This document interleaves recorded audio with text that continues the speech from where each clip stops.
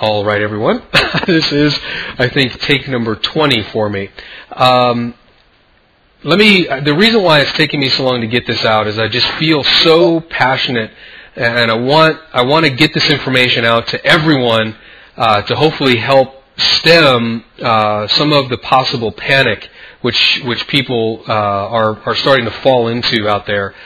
First of all, by now you've heard that Bear Stearns is getting bought out by J.P. Morgan. And I'm sure that I don't listen to the financial press, but I'm sure they're calling this a buyout and the J.P. Morgan is the savior. But I don't want you to be lulled into sleep. This was a failure of a major investment banking firm. And now these guys had trouble, all the way back last year. Okay, they had a couple of hedge funds which blew up. They had huge problems with the subprime mortgage. So this has been going on for a while. So what I want to do is analyze the chart, use it as a case study, so you can then go back to some of the stocks that you own, and you can use this like a template to see if the same thing that was going on with Bear Stearns is going on in your particular stock right now. Now I want to say this, because we're talking about stocks, this is not intended to be financial investment advice. I don't have any positions in Bear Stearns, although I am short the overall market. If you need financial advice, please call a qualified investment counselor. My suggestion would be Mike Masunis over at Euro Pacific. We don't have any kind of revenue sharing. They're not paying me marketing dollars or soft dollars or any of that stuff.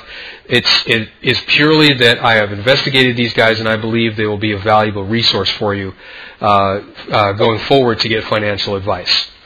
So let's talk about Bear Stearns. First of all, let's zoom out a little bit so we can get a bird's eye view.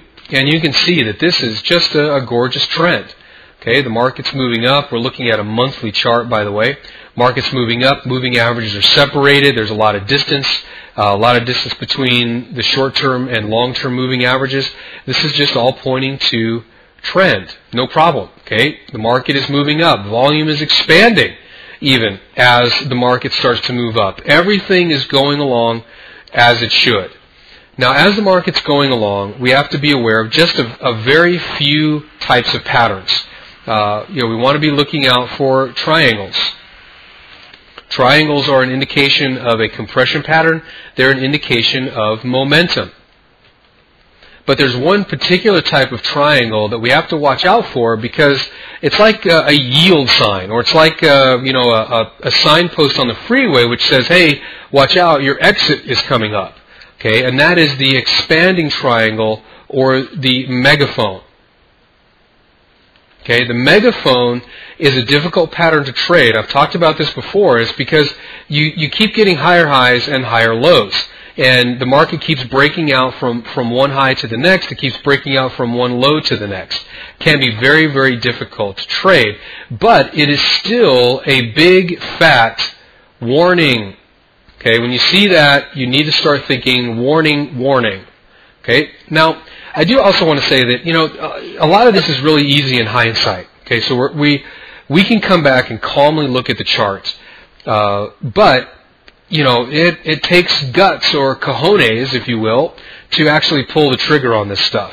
And you have to realize that you don't want to take any of this in isolation. What it means is, don't pull one thing out of this analysis, match that up with a particular chart pattern and say, okay, that's it, I need to get out. The reason why I say that is because Bear Stearns in particular came into a bit of an expanding triangle here on the monthly chart right here.